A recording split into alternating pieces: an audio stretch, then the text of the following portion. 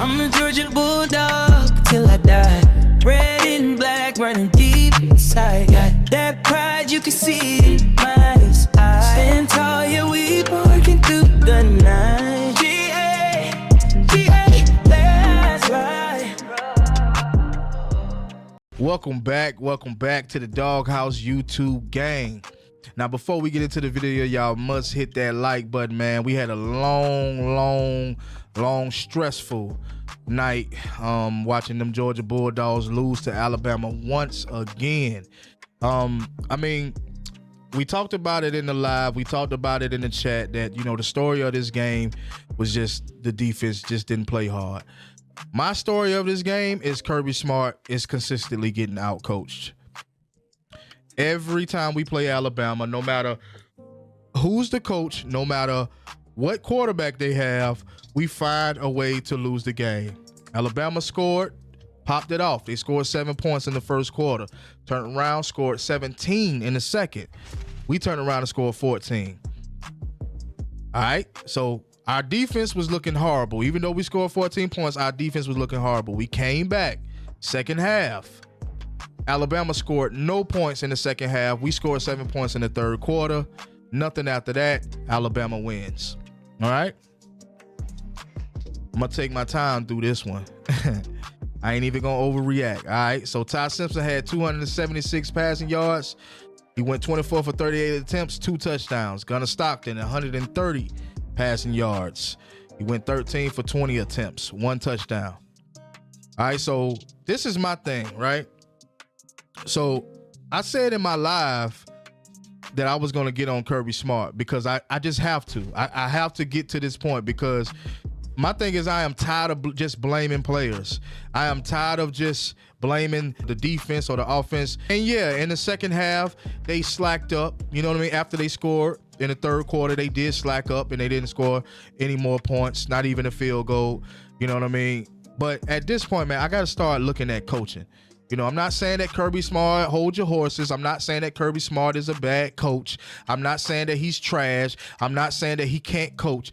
I'm simply saying when it comes to playing a team like Alabama, it doesn't matter who's coaching Alabama. You are 0-2 to a brand new coach.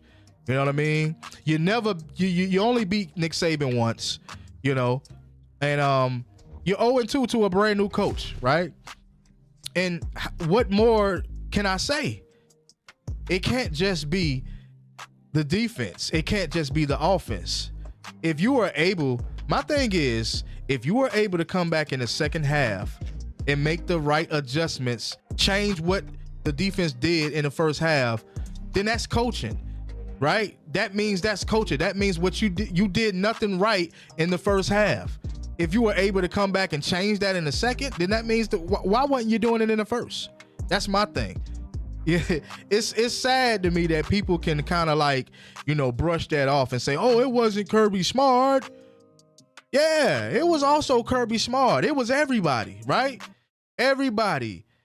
It ain't just the players. We can't blame Nate Frazier for the fumble. We can't blame Taylor, the freshman Taylor for dropping the ball. We can't just blame them. That's all I'm saying. We have to blame everybody collectively.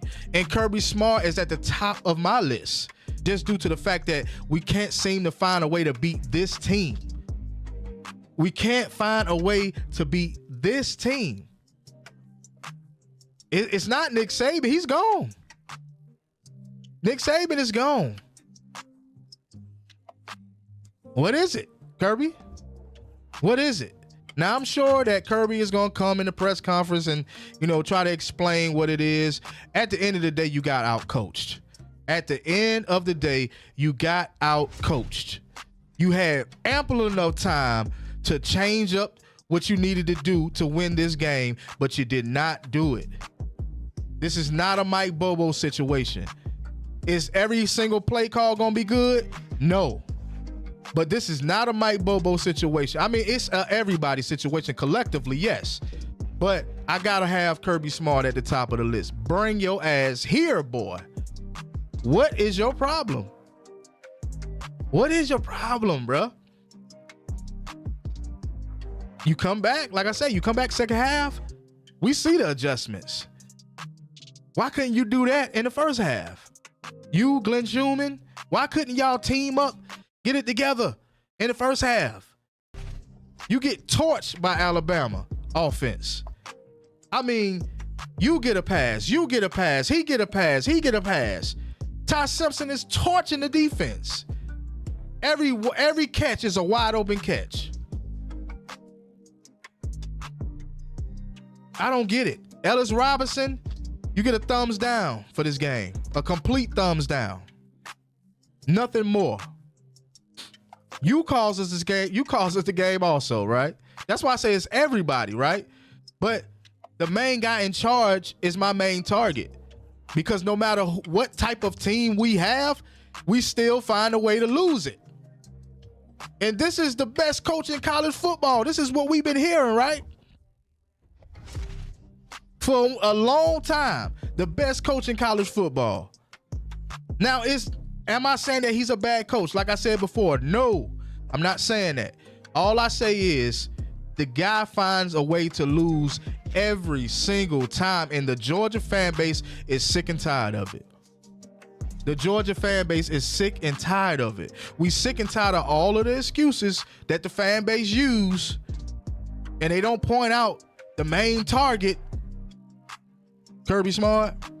Now, I love Kirby Smart.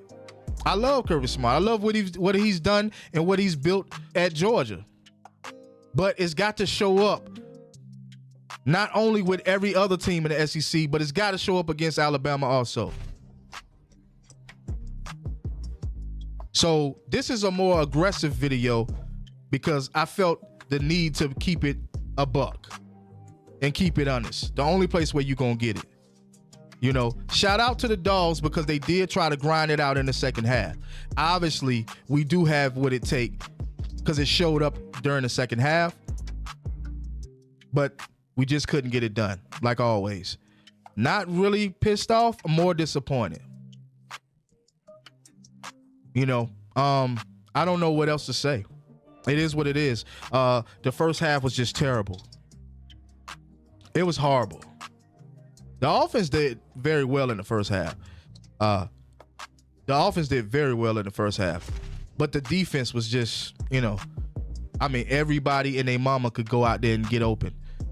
Ty Simpson was doing everything. I mean, they had linemen running bro, I honestly thought that we were going to get blowed out at some point in this game because of how bad the defense were playing. Ellis Robinson, like I said, you get a thumbs down, bro.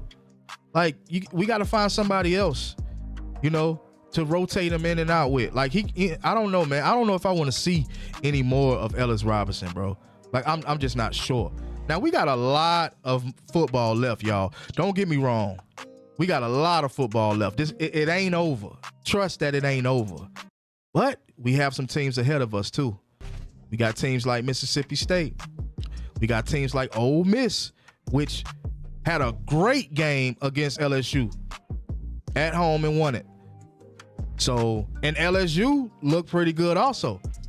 Just didn't have a quarterback that was very mobile, and you kind of need a quarterback that's mobile, right?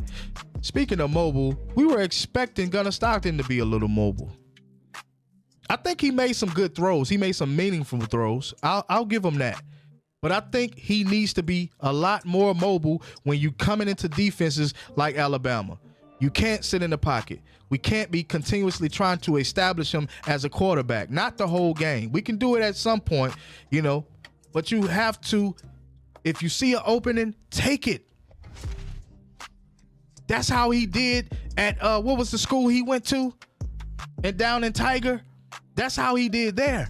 Now, I know this is college ball, but at the same time, we got to turn him loose. And that's why I go back to coaching, because I spoke about this in the live.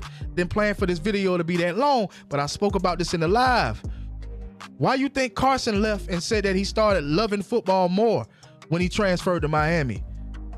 Why do we think he said that? He didn't say that just coming out on social media, just talking about it. No, they asking him a question, and he keeping it a buck. He letting it be known, hey, I feel better over here with Miami. I start loving football again. Why do you think he said that? I don't know, maybe because the quarterbacks are not allowed to play their game. But at some point, you gotta let the quarterbacks play their game, man. At some point. It was situations where Gunner was like, you had a nothing but open field, and he would throw the ball downfield, incompletion. You know, I don't get it.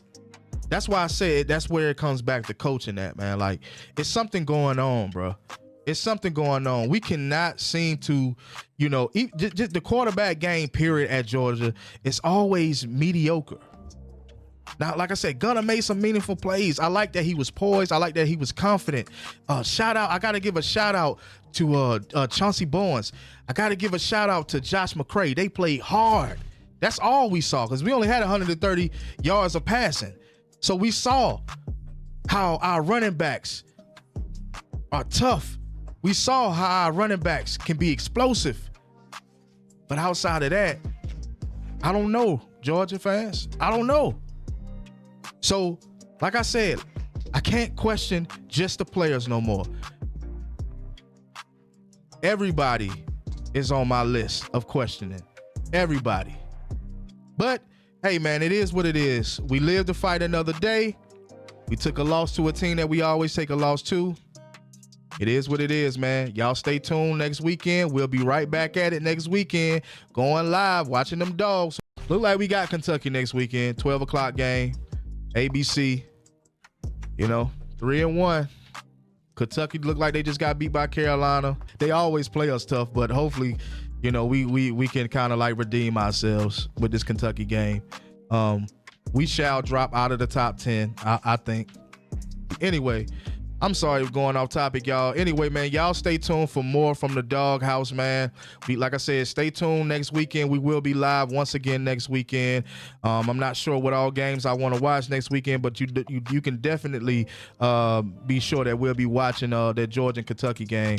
So, y'all, yeah, stay tuned, man. And go Dogs, man. It ain't over. Best believe it ain't over.